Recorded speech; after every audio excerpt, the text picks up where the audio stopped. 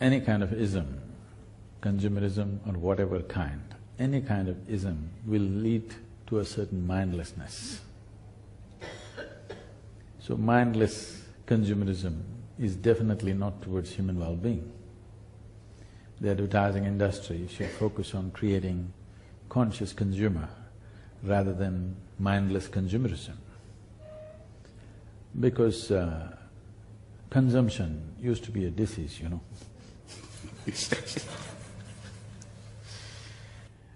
So even now it's a kind of an ailment. That is, we will not do… in our lives we will not do what's needed, we will do what is expected from somebody. This means your life completely derails.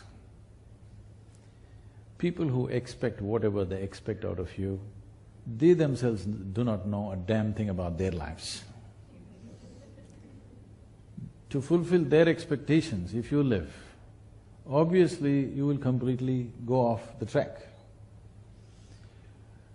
So I feel the industry should focus on creating a more conscious consumer and a more conscious every kind. Ism means a certain mindlessness, simply doing something. Once this sets into a society,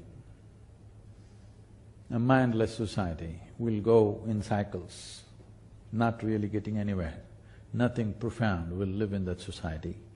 Everything becomes profane. Right now, we're rapidly trying to go there. This is a nation, this is a culture where every aspect of life, simple or otherwise, everything had a deeper rooting, everything had always a deeper meaning. Simple things, how to sit, how to stand, how to eat, everything always had a deeper connotation. Because of this, no matter what kind of rigors outside situation offered us in the form of invasions, in the form of exterminations of certain kind, famines, whatever came, the spirit of India lived on undisturbed because of a very deep rooting. If you take away this deeper rooting in a human being and make him very, somebody who lives out of a mall, these people will get shattered very easily. You must understand this. Till recently, till last 20 years I would say, the number of people who are psychologically deranged in this country is extremely low. I know there are a whole lot of argument and debates, oh that is because it's not recorded, that is because it is not documented. That is also a fact, undeniably it is there. But still, for 1 billion people, how many people are psychologically deranged is extremely small, simply because of this more deeper rooting into every simple thing has a deeper meaning and a deeper possibility.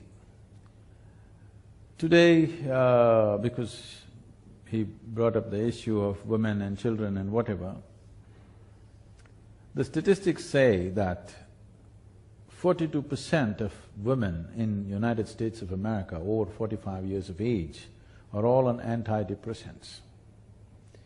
If you take away a few medical formulations from the market, half the population will go crazy, that's what it means.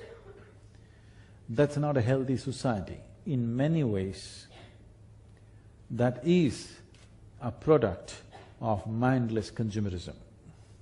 That is. After having seen that happening to one society, if we do not learn from that, we for sure mindless. Whatever kind of ism you follow, ism means mindlessness. It's very important that human societies function out of their intelligence, not just out of external tendencies that are going on right now. They will come and go. There will be a certain segment of society which does that, but pushing the larger segment of society into that kind of a mode clearly shows we are not interested in the well-being of human beings. We just want to sell something at any cost. And above all, if you go by consumerism, the only way you can sustain this is you're determined to keep one half of the population in abject poverty. Because if 7.2 billion people who live on this planet have to have a life in terms of consumerism, an average American citizen has, the Living Earth statistics says that we need 4.5 planets to sustain this. We only have half a planet left, one half is already taken. With half a planet, you're marketing for 4.5 planets. This is a dangerous process. The only way you can do this is one half of the population should be kept in abject poverty so that others can go in consumerism binge. I think a more sensible way of living is possible. This does not mean you do not enjoy your life, this does not mean you don't have things. Everybody can have what they need. Everybody can have what they can use, but just for the sake of satisfying somebody else's opinion who himself is mindless, if you go about digging up the planet, because whether you take a phone or a car or a spacecraft, you can only dig it out of this planet. We're going to dig the Mars, that's different, but right now, whether you make a safety pin or the biggest machine on the planet, you have to dig the earth. I'm not trying to render an ecological message. I'm talking about human beings. This is like the proverbial a Panchatantra story where a man is sitting on the wrong side of the branch and cutting it. If he succeeds, he will fail. That's not good. If you succeed, if you're going to fail. This is happening. Successful people on the planet, not so much in India yet, it will come. In the Western world, the most successful people do not carry the most joyful faces, okay? They carry really tense and agitated faces. So now we are sending out a message to the younger generation, success is suffering. This is a very wrong message. If you do this, what happened in the 60s in America will happen everywhere.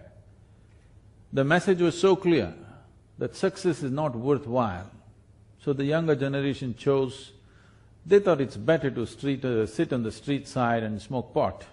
Definitely, at least we're happy.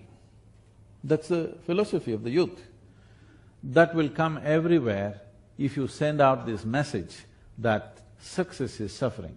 Success is the sweetest thing in human life.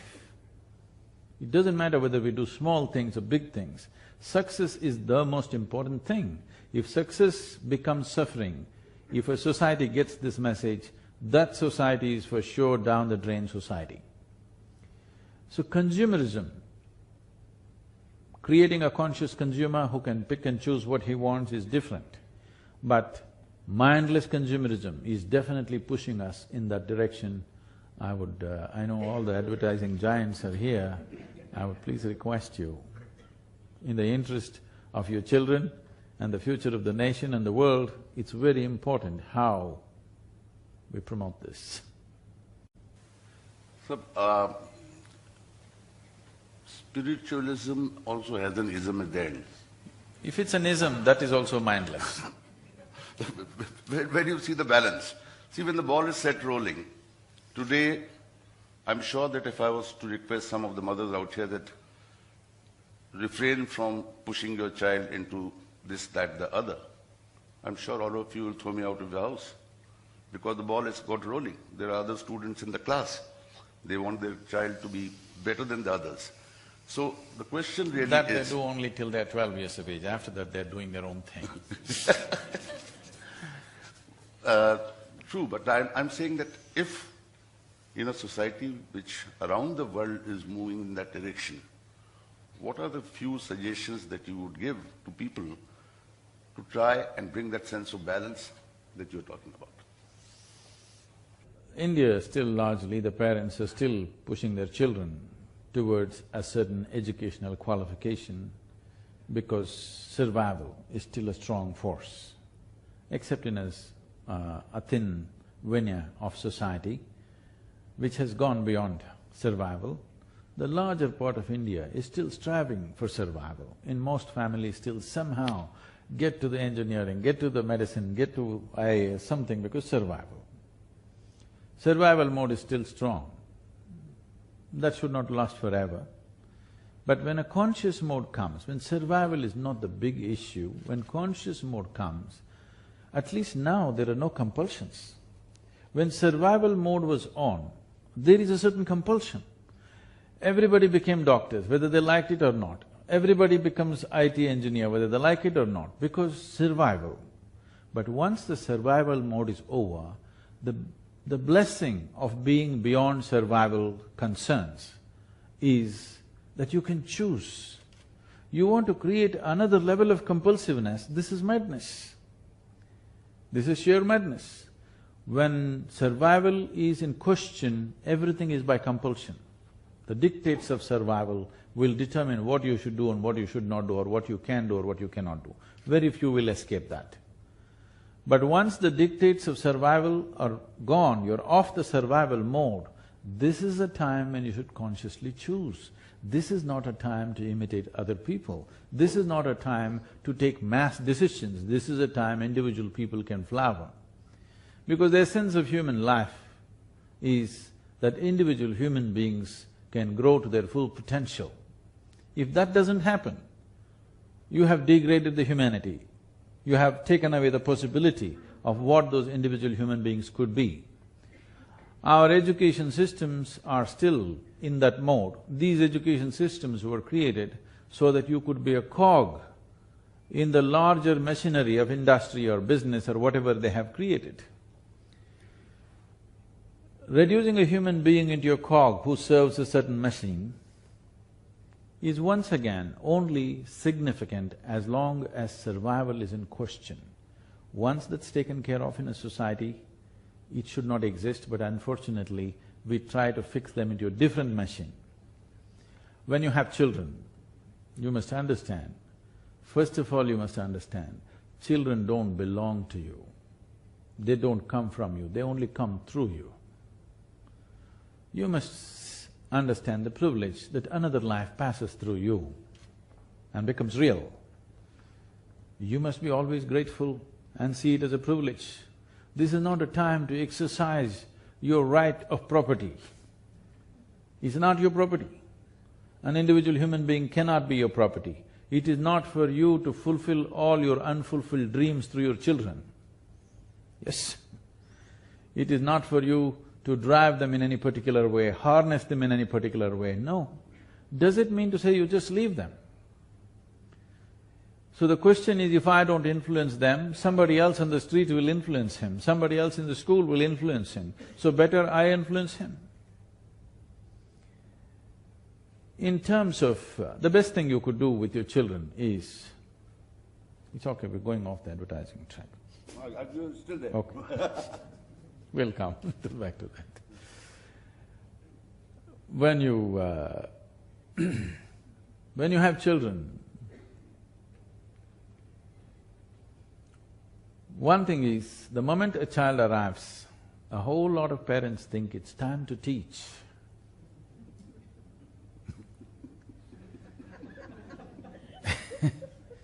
I want to ask you a simple question. Between you and your child, if the child is below 10 years of age, between you and your child, who is more joyful, you or the child? The child. Then you please tell me, who should be a consultant for life? The miserable one or the joyful one?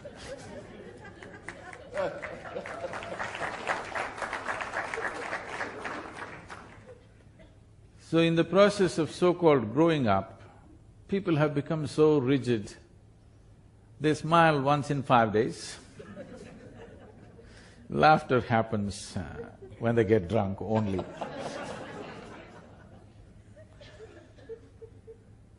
Only drunken laughter you hear, you don't hear simple, joyful laughter in many places.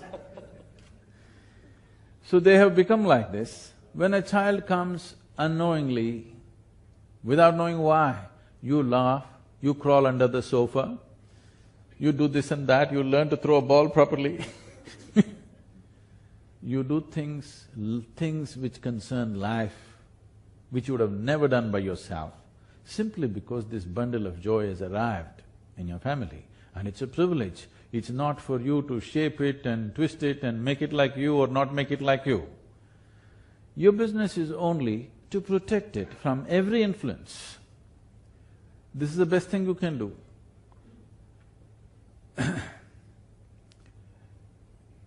People keep asking me, Sadhguru, how is it that a whole range of things you can do and you know, how is it?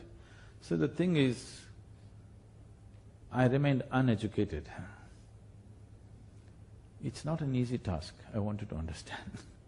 Because from the first moment you're born, your parents, teachers, adults, just about everybody in the world is trying to teach you a whole lot of things that never worked in their lives. Yes.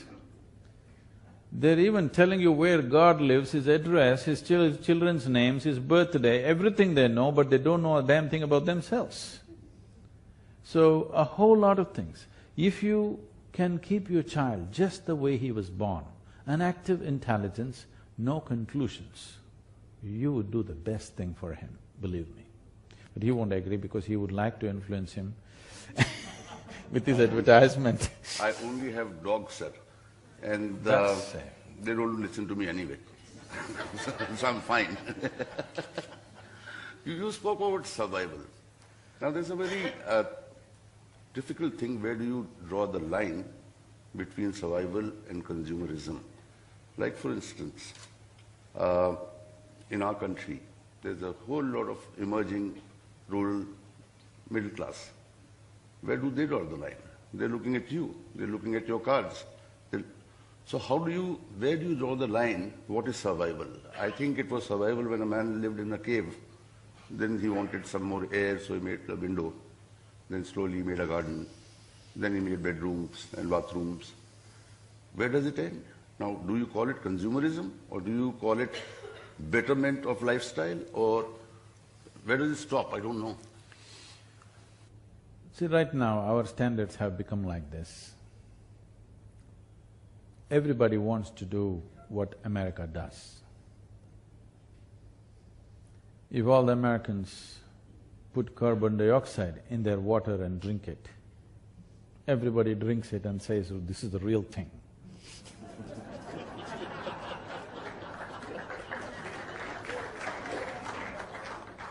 Even a kindergarten child knows this body does well with oxygen, not with carbon dioxide. If all the Americans wear only blue trousers, everybody in the world, across the world in blue trousers. If all the Americans tear their pants in their knees, everybody tears their pants in their knees and walks around. So knowingly or unknowingly, we have promoted America to a leadership position. So because we're just imitating that, we need to understand, America evolved as a nation in a completely different kind of geography, in a different kind of atmosphere. The people who went as the first, today they call it as the fathers of founding fathers or whatever, these were not the elite of United Kingdom, these were not the most educated, people who were treated very badly, segregated in many ways, who could not have a good life here, risked their lives to go across the oceans. It's not like today, a few hundred years ago, going across Atlantic is as good as leaving the world. People took that risk because the life here was so bad and so without possibility. So when these people went, the first thing is they saw a lush, limitless land. For somebody who lived on a small island, America, North America is a limitless amount of land. So they went and the only way was to splurge everything, from water to land, agriculture, everything that they built supersize, because they were just working out their poverty states that they had there. This happens in every society, but unfortunately that culture grew in the same way and the whole world is taking to it. Is it right or wrong? I'm not questioning the morality of it, I'm only questioning the practicality of it. I'm not saying which is right, which is wrong. Everybody can live whichever way they want. So if all of us want to live whichever way we want, at least we must have this much. At the beginning of 20th century, we were only 1.6 billion people. Today, we are 7.2 billion people. The United Nations predicts that by 2050 we'll be 9.6 billion people. If we really want to splurge and do whatever we want, at least we must reduce our population. As a generation, if you do not produce children, at least that way, you can do your consumerism whatever you want. You want billions of people to grow and then consume, this is suicide. There's nothing else but suicide. So, instead of leaving it to the predictions and saying by 2050 we'll be close to 10 billion people, if we consciously aim, by 2050 we'll be 3.5 billion people, not by killing anybody, just by postponing the reproduction process. If you do that, you don't have to express so much concern about what individual people are doing. And another thing is, if people are little… there is more space in the world, the need to imitate somebody will be much less. This is happening because we are all cramped up in one place. What somebody does immediately affects us and suddenly we look high or low. So we have to upgrade our stuff too immediately. If there was little more space, you will see the whole consumerism process will come down. There is all packed up in cities like this. In one apartment house, if there are 500 people living, if one kid carries this one, everybody wants to carry that one. Little more space would do that, but that space is only possible if you work on the population. Right now, this whole discussion, we are trying to work on human aspirations. We will never succeed. This is only I'm talking, but we will never succeed. You cannot control human aspirations, but you can control human populations, for sure. Now, I think a lot of us are confronted with this kind of question very often by more evolved people, that advertising actually promotes consumerism. What is your take on that? Because I personally believe if somebody is making something and somebody is willing to buy something, then we are doing a fairly good job. I don't believe advertising is the basis of consumerism. Probably a sensible advertising definitely creates a conscious consumer. Maybe, I don't know much about this, looking at I only look at the news channels. So looking at the advertising process in the news channels, I would say only about 15 to 20% is kind of mindlessly pushing people towards something. Others are more trying to create a choice that one can choose. 15% is not going to be so corrupting. At least something is 15% for us. It used to be commission earlier.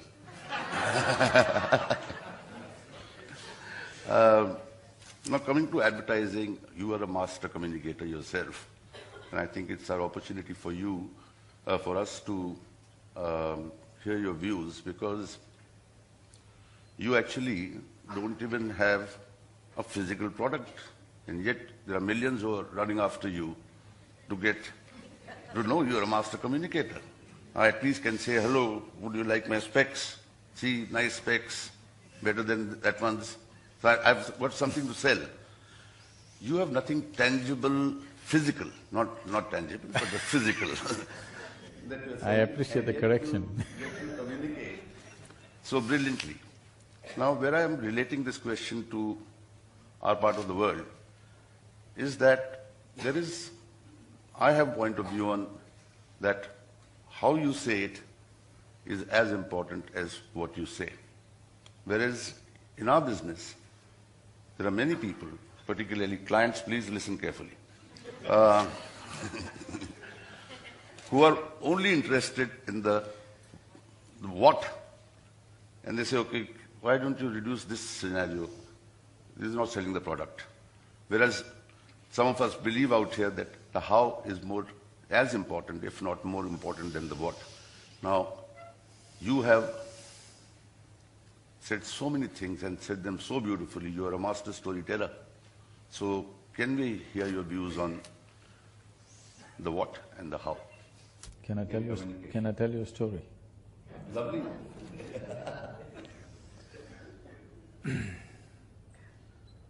Shankaran Pillai. I had been warned.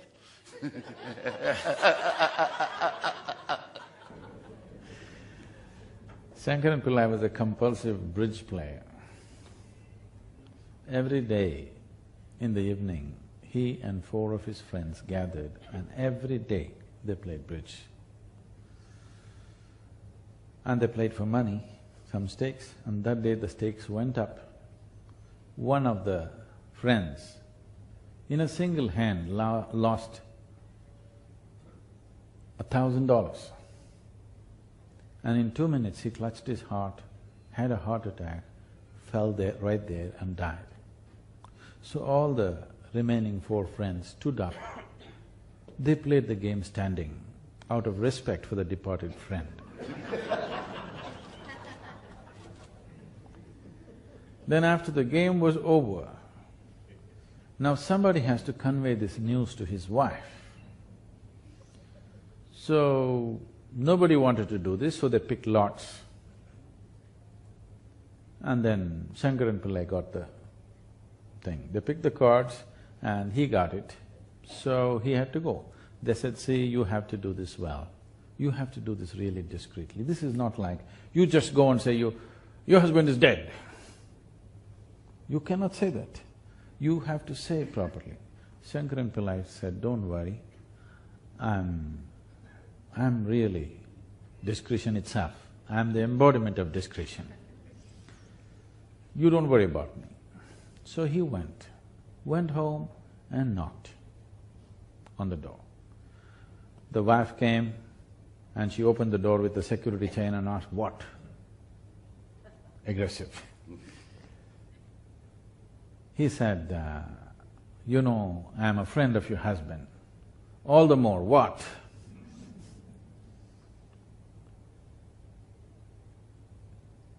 So he said, your husband lost $1,000 in a single hand today. She screamed at him, ask him to drop dead. I will convey the message to him.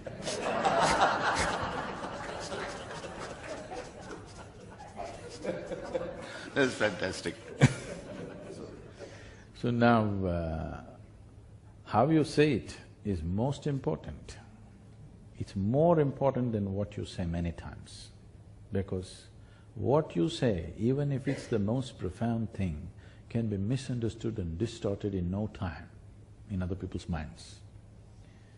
Great things have caused enormous damage to people and to larger humanity simply because of the way it's been said. The religions of the world have caused much damage to humanity, much bloodshed and much pain, more pain than anything else on the planet probably, simply because of the way it's been said. What has been said is not really the problem. The way it's been said has caused all this pain and suffering. So how you say it is extremely important. First of all, we need to understand, when we say something, if you speak, whether you're in the advertising business or otherwise, if you speak, you must… if you make it this way, that your speech is about the people or the person that you're talking to right now, it's not about you. If you are a compulsive speaker, that you must speak, then it's a different kind of ailment. But if you say, I'm communicating, what does it mean? It's about the person, the way they get it, not about the way I say it. The way they're going to get it is most important. So if you understand this one thing, whenever you speak, it is always about the person who is sitting in front of you, it's not about you, then you will say it well. I wanted to hear it from you, but they don't listen to me. That brings me to, on the how. In our business, how is actually the area of emotions, and the product is the area of practical. I've actually read something.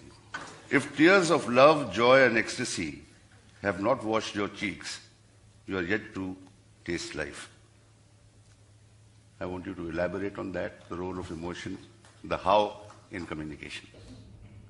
If you, right now, if you're walking out of the hall and if you see somebody standing there, tears coming, the normal conclusion in a society like this would be, maybe they're suffering something, some pain, some suffering. Tears and pain have gotten too linked up in most societies. Tears have nothing to do with pain. If any experience of life becomes truly intense, tears will come. But for most human beings, the deepest experience that they have is pain. So they have linked pain and tears together. If you become very joyful, tears will come. If you become very loving, tears will come. Ecstasy will bring tears. Even anger brings tears. Shame brings tears. If anything crosses a certain level of intensity of experience, if you just look at something, if a visual image without any emotion is very intense, tears will come. It is not necessary there must be an emotion behind it. It is the intensity which brings tears. If you have not known life in its as much intensity as possible, if life has not overwhelmed you, what the hell, what are you doing here? If life and the process of life does not overwhelm you, why are we alive, really? If aliveness has touched you, you will see, if you sit in a certain state of meditativeness, just the peacefulness, if you sit for 2 hours it'll be just going. It is not because of any emotion, just the intensity of peacefulness. But for most people, their love, their joy, their peacefulness is never so intense, but their pain is intense. If you just prick yourself with a pin, it goes to the core. But the joy and other things never touch like that, because that is how people have structured themselves. This is what needs to change. Are you here to experience life, or are you here to avoid life? This is a question. There are two fundamental forces that are constantly working within a human being. One is the instinct of self-preservation, which is always telling you to put a strong boundary around yourself so that nobody can hurt you and harm you and whatever else.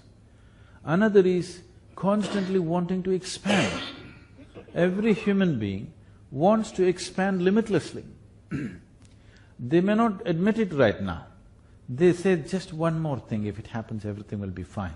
If that one thing happens, there'll always be one more thing and one more thing. They believe in going towards the infinite in installments.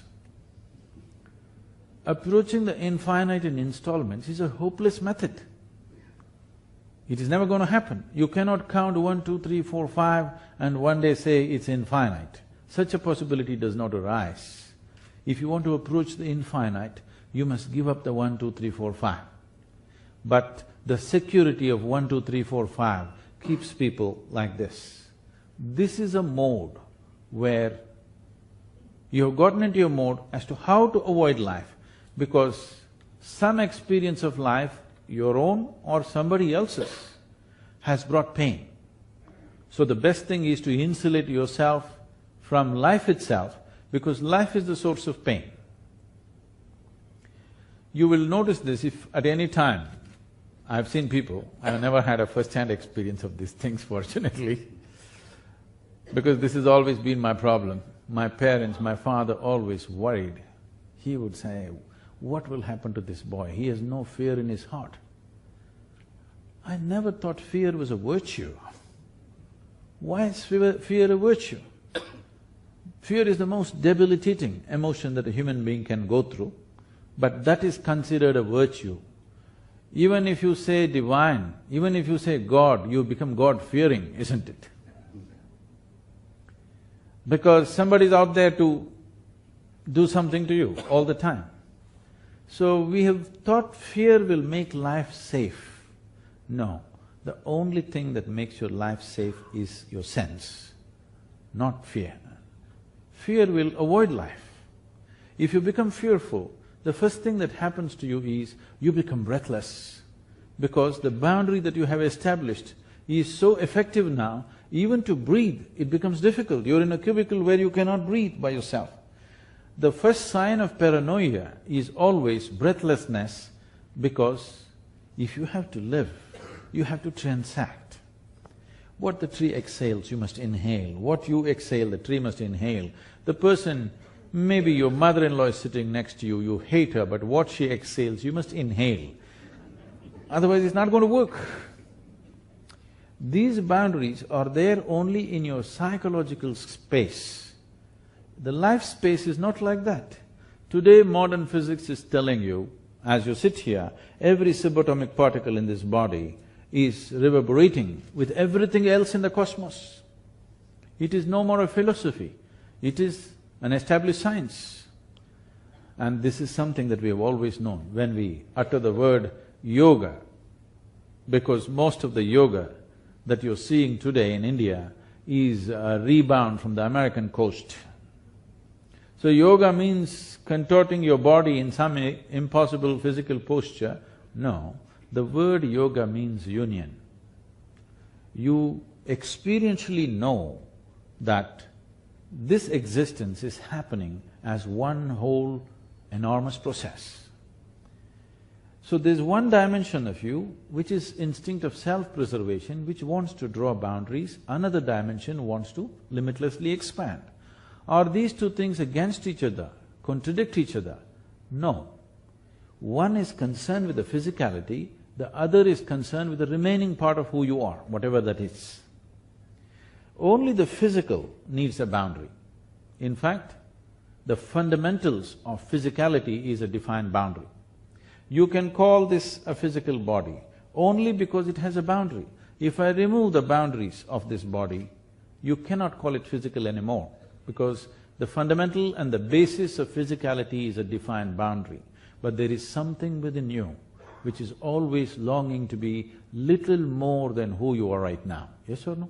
Whoever you may be, how much ever you might have achieved, you want to be little more than who you are right now. Your currencies may be different.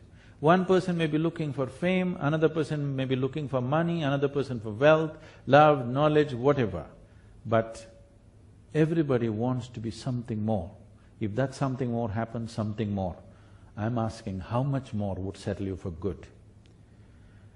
If you understand that the only way you can settle this is, this does not want something more, it wants it all. If you want to have all, it can't be physical in nature. So if you realize this, and if your experience of life transcends the limitations of the physical, now suddenly all is yours, because it is the boundary which made you feel that you have to conquer that. Either you can conquer that or you can dissolve into it. Conquering the cosmos is a stupid idea, isn't it? Dissolving into the cosmos is a practical idea. So this is what yoga meant.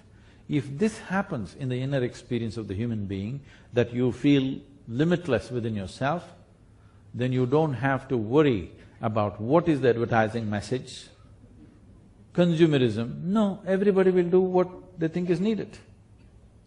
Nothing more, nothing less. Every human being should do what is needed for his individual life. Nothing more, nothing less. If you do less, that means you'll be inefficient. If you do more, the excess is also leading to inefficiency. You will not realize the full potential of who you are. So the intensity of experience comes within you only when you address the longing to expand. If you address the self-preservation mode, it will shut off everything. The only tears you will know is of pain, suffering, fear, agitation, frustration. But if you empower the other dimension of nature within you, one dimension of nature is trying to put a wall around yourself, another wants to go limitless. Only when you touch that, only when your life is carried by that dimension of nature within you, you will see every leaf, every flower, an ant can bring tears to you. I must tell you this. Okay?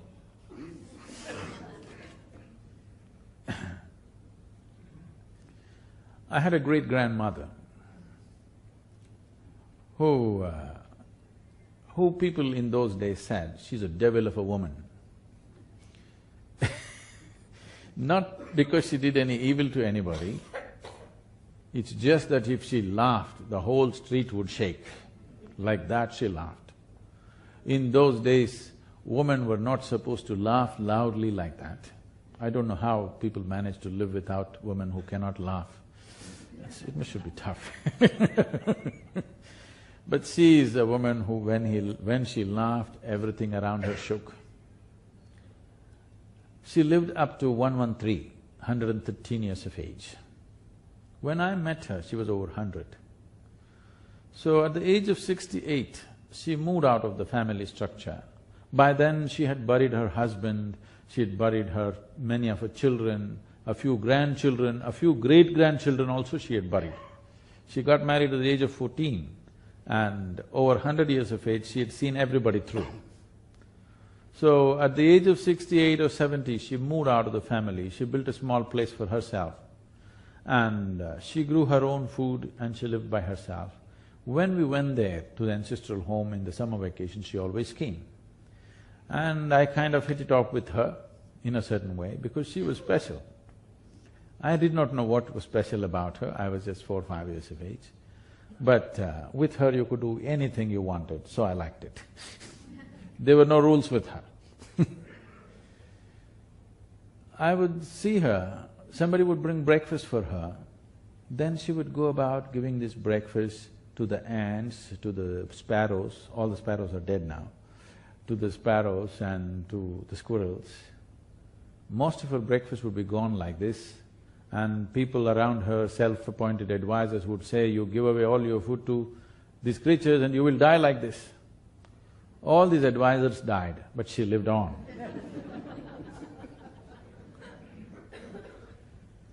Many times I've seen her, she would just put this food to all these ants and the ants will be all eating. She would be just sitting there with tears streaking down her cheeks. And if somebody comes and reminds her, why don't you eat? She would say, I'm full. I thought she's really emotional about these ants. It took me another 25 years or 20 years to come to this experience where how if you're truly connected, you could be just nourished by anything and everything around you, it's not necessarily by consumption. So consumerism is not the way you connect with the existence, consumerism is not the way you experience life in its full depth and dimension. It is by inclusion that you know this. So right now, the most, what to say, rudimentary form of inclusion is to shop. Okay? Shopping is the most… what is not yours, you make it yours. This seems to fulfill something for a moment, after some time it's once again the same thing. It is not a question of morality at all. This is a question of, am I here to somehow avoid life, or am I here to experience and know life in its fullest depth and dimension? When I say life, at least this piece of life, if you cannot know the whole cosmos, it doesn't matter. Before you fall dead, at least this piece of life you must know in its entirety, otherwise you're a wasted life, isn't it?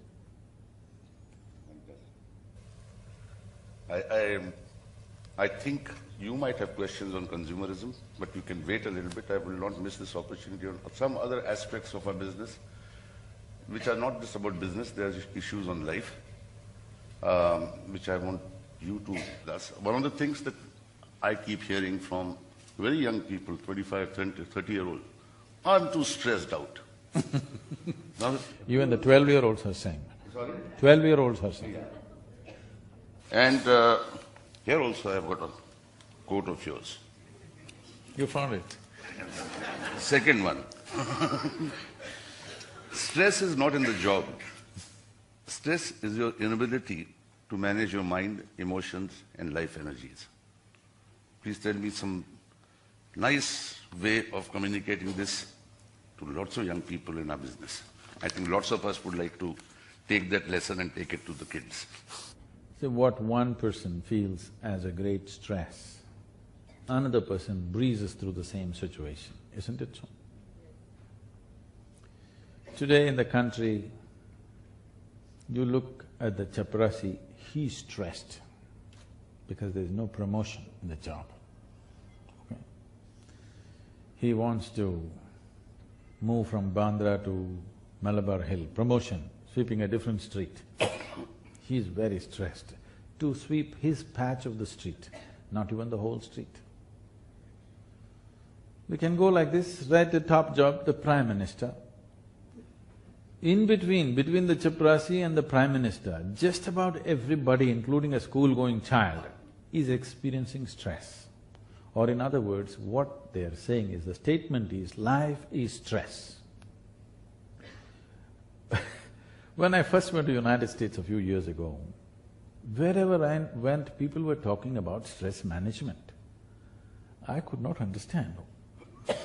Because in my perception, we will manage things which are precious to us. Our family, our business, our wealth, our money, whatever else, whatever is precious to us. Why would anybody want to manage stress? This is something I couldn't figure, it took me some time.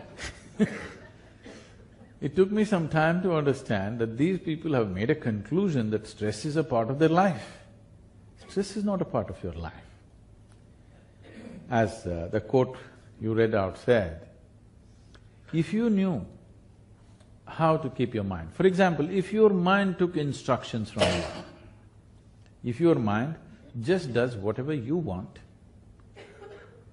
would you keep it stressful or blissful? It's a question for all of you. If your mind took instructions from you, would you keep it stressful or blissful? That's your choice. You must make the choice. I'm going to bless you right now. It's very important you make the choice. The problem is most people have not made the choice. They have not made a clear choice.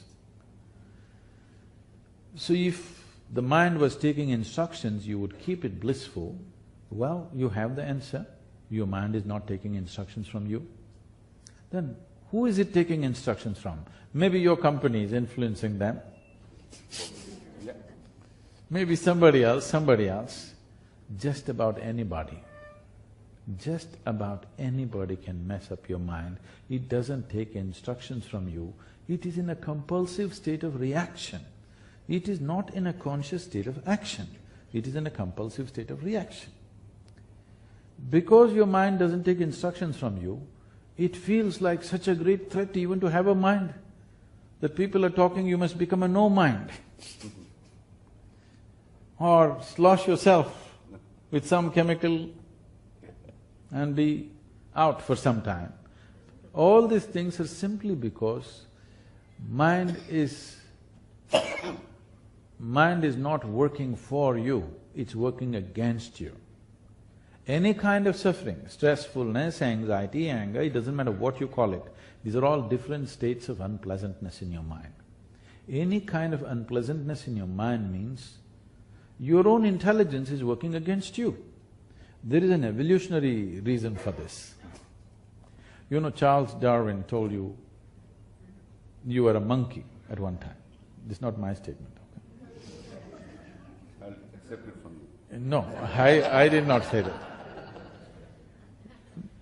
Darwin told you, you were a monkey and then you became a man and all this stuff.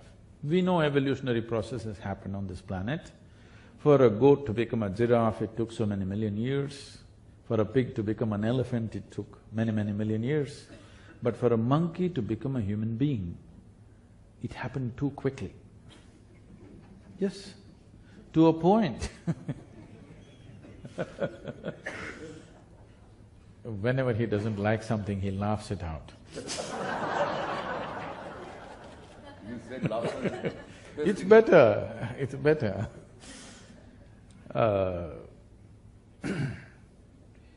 To a point where the anthropologists of the day are saying there is a missing link somewhere, because there are some jumps which are not logical, they have happened too rapidly.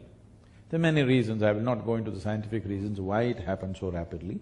There are good scientific reasons as to why it just kind of picked up so much momentum, the evolutionary process. But now what's happened is, we have an intelligence for which we don't have an appropriate platform. Unless you create a proper platform, your intelligence will torment you. Right now, human beings are suffering their own intelligence. When you have a mind of this kind of breadth and capability, every human being has, they kind of restrict it because the fear of suffering. They think if their mind functions freely, so much suffering it'll bring. Stress, anxiety, fear, all kinds of things. A stable base is what is missing. The spiritual processes, particularly the yogic practices, when I say yoga, do not think of impossible postures. There are various things to create a stable base, a kind of base which can hold this intelligence with ease. If you do not do that, in the evolution of intelligence from monkey to man, and in the evolution of the body from monkey to man, they have happened at different speeds. The evolution of the mind and consciousness has gone too rapidly, the body has not gone so rapidly. So because of this, there is a little bit of thing, you have to do something with this. You have to bring a certain balance and stability into your system for you to enjoy this intelligence. Otherwise, this intelligence will turn against you and torment you in a million different ways. And that's what is happening, which we are today calling as stress. People are saying, my job is stress. Okay, I'll have you fired. Will you walk happily on the beach? No, you will be depressed. If I give you a job, you'll be manic. If you lose a job, you'll be depressed. People are trying to bring stability into their life by making conclusions on everything. You have to become something. You have to become an optimist, you have to become a pessimist, you have to become a theist or an atheist, or you become a Hindu or a Muslim or whatever. You have to become something to become stable, because this is identity-based stability. The moment you identify yourself with something, whatever it may be, the moment you identify yourself with something, your mind will function only around that, whatever you're identified with. Once mind is functioning only around that, it becomes like a whirlpool of its own. If you watched in a river is moving rapidly towards the ocean, there'll be a whirlpool here. This whirlpool goes nowhere, it is always in the same place. This is the nature of the whirlpool. So the moment you identify yourself with something that you are not, when I say something that you are not, the very physical body that you carry is an accumulated body, isn't it? It is a piece of the planet that you gathered slowly over a period of time. You must get this now. If you don't get this now from me, one day you'll get it from the maggots, and that's not of much use. Right now, you know that this is just a piece of the planet that you picked up. If you get identified with this, your mind functions only around this. This body is everything. Because this body is everything, whatever concerns this body, all those bodies become something. This is the bane of our country right now. This is a Dhritarashtra syndrome. You remember? So basically what you're saying is that it is… you have to take things as they exist, but you have to use your imagination to… No. This is what I'm saying. Don't draw a conclusion. Conclusion is death, isn't it? Awareness is life. I am an optimist means tomorrow is going to be a great day. Pessimist means tomorrow there may be a lot of trouble, tomorrow this may happen, that may happen. But the reality is, tomorrow has not come, so you don't know what the hell it's going to be. We will plan for tomorrow, but you really don't know what it is, isn't it? Yes or no?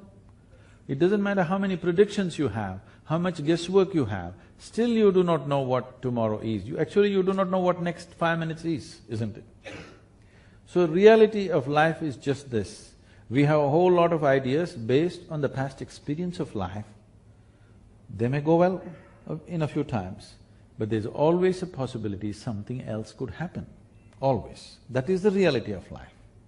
If you make a conclusion that this is the way it's going to be, you miss the experience of life because you concluded.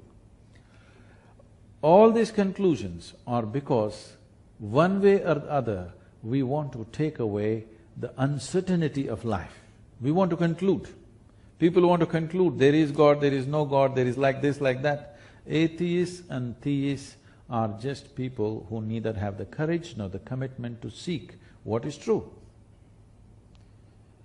So this is why you must understand, in this land, the fundamental ethos of this culture has been that this is a land of seekers, never a land of believers. In the same family, 5 people can worship 5 different gods because we have understood the technology of God-making. Yes, yes. We know how to create forms which will work for us, and we know very well we created it. And there is a certain process called Ishta Devata.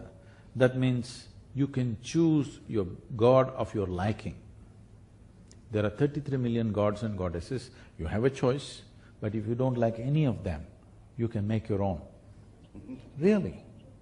If you worship the tree in your garden, nobody in India thinks you've gone crazy, okay? Somewhere else they'll report you. Yes. It is so. You worship a small rock on the street side, nobody thinks you're crazy, okay, you relate to that, it's fine with me. You worship the clouds in the sky, perfectly fine. Because whatever you relate to, you make it your God, because anyway we know you made it up. We are conscious that we made it up. Some people have lost that awareness that they made it up. Yes? And this is very important. Does it mean to say there is nothing beyond us? Well, before we came here, the planet was here, the cosmos was here. After we are dead, it'll be here. So obviously we didn't make it, nor are we running it. Definitely there is something bigger than us, but not the way we imagine, because this imagination is coming from a certain obnoxiousness that the cosmos is human-centric. The cosmos is not human-centric. We are just a small happening in this creation. We also have a place, but the world and the existence is not centered around us. This is a very obnoxious conclusion we have made. Because of these kind of conclusions, we become this or that. Why is it so necessary to make a conclusion? Because our well-being is not coming from our awareness, our well-being is coming from conclusions that we have made. It gives us a certain sense of certainty that I belong to this party or that party. I'm willing to look every moment and see which is the best thing to do right now. No, that seems too uncertain. But whatever you do, whatever arrangements you make, whatever conclusions you make, reality will get you the way it gets you, all right? Yes or no? It'll anyway get you, one way or the other. If you are in touch with reality, if you are in tune with reality, you can handle these things gracefully. Life and death, you can handle gracefully. Otherwise, if you're an optimist, you will go towards… till as long as a few things are working, you're okay, after that you will be frustrated. If you're a pessimist, we don't have to tell you. You've already given up on everything. Is it true that your body, when you were born, it was only this much and slowly you gathered it? Is it true? Why is it so difficult to say yes? Yes. So you gathered this body. What you call as your mind this is an accumulation of the food that you've eaten. What you call as your mind is an accumulation of the impressions that you have taken in from whatever exposure you have in the world. So your body is an accumulation, your mind is an accumulation. Whatever you accumulate, at the most you can claim it is mine. If you say it is me, it amounts to insanity. Suppose I suddenly pick up this vessel and say, this is my vessel, they will think, oh, Sadhguru's got some problem with the vessel. But everybody says he's wise, let's listen some more. After some time I say, this is me, then you will say, let's go. This, unfortunately, you're doing every day. The food that you eat appears on your plate, you say, this is my food. You eat it and say, this is me. This is a socially accepted level of insanity, okay? Yes, it's socially accepted, but if you believe something that is not you as yourself, it amounts to insanity, isn't it? Even medically, you will qualify. Now, consumerism or becoming a consumerist, there is no such thing. You must only consume what you can digest, not only physically, in every other way. If you consume more than what you can handle, it will only lead to destruction. This you know very well with your body, but that is the same thing true with everything. So this consumerism means, instead of human consciousness directing the human commerce activity, right now we are letting commerce direct human consciousness. This is a dangerous way to live, and it is definitely not a sustainable way to live. I'm not only saying ecologically, even as human beings, we will not be able to sustain our basic human nature if we go this way for too long. Right now, a few people are trying to push, but you must understand, a whole lot of people, I'm sure it is true in this hall and everywhere, the moment the advertisements come, they switch it off and go and attend to their this and that. Yes? A few things they may watch, rest of it, people will try to avoid because it has become a certain onslaught of you must do this, you must do that. It is only initially it is working. After that, people will only see what they want to see, what they need. They're not going to watch everything and get excited about it. That's not true. That is only true with a certain juvenile mind. Everybody else will see only what they want to see. You're advertising Rolls-Royce, a whole lot of people may see, okay, it's a beautiful car, but they never think, I must get a Rolls-Royce. A whole lot of people will not think. There are very few people, a certain segment of people, who will drool, oh, I wish I had it. Not everybody else. A whole lot of people think it's an impractical car to buy.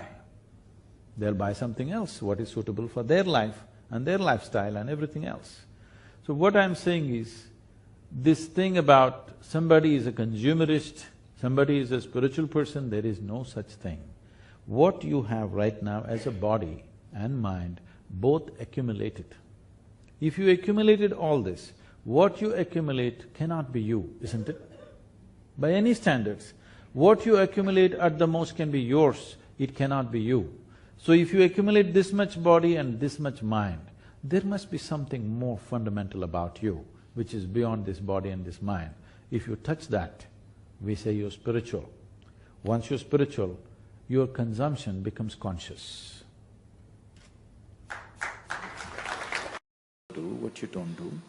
I think you must look at yourself very carefully, because the children are picking up everything rapidly and they'll exaggerate everything that you're doing. So, one foremost thing is, at least make yourself in such a way that you would like to be. Somebody may not approve, it doesn't matter. At least you made yourself in such a way that you like the way you are. Gurus No, women will not make good gurus, nor will men make good gurus. Unless you know how to be beyond the two, you can't be this. If you're a man or a woman, if you're stuck with your gender, then there's no chance of being a guru because you're looking at the mechanics of life in a completely different way. You're just looking at life as life. All the problems on the planet is simply because everybody has their own mission. And these missions are creating variety of conflict. If all of us sit here without any mission, mission means an assumed position of importance and agenda, individual agenda. If all of us can sit here, what is a human being longing for? Every human being. All of you, wherever you are right now, you would like to be little more than what you're right now, isn't it so? Hello? Yes. If that little more happens, what? Little more? If that happens, what? So it looks like in installments you're going towards something. How much more would settle you for good? Let's look at it right now. If your stomach is empty, there's only one issue about food. But once the stomach becomes full, you have 100 issues going on. So the nature of the human being is such, no matter what you do, you want to be something more than what you are right now. And if that something more happens, something more, it's an endless pursuit. So somewhere a human being is seeking a limitless expansion, but trying to do it with physical… Education in its true sense is essentially a tool to expand human perception, if possible, consciousness. But today, the societies have chosen to use education only as a tool to produce cogs for the larger machine. Whatever happens to the planet naturally happens to this body, because this body is a product of the way this planet and this solar system is functioning. This is like the potter's wheel by which this has been made. He went into an elaborate science of this later, but to make it very simple, this much is clear to all of us. There's an elaborate science and mathematics involved in this, but leaving that aside, the way it works. Doing something right means doing it the way it works, isn't it? And it's very important. Whatever we do it the way it works. I'm getting very serious.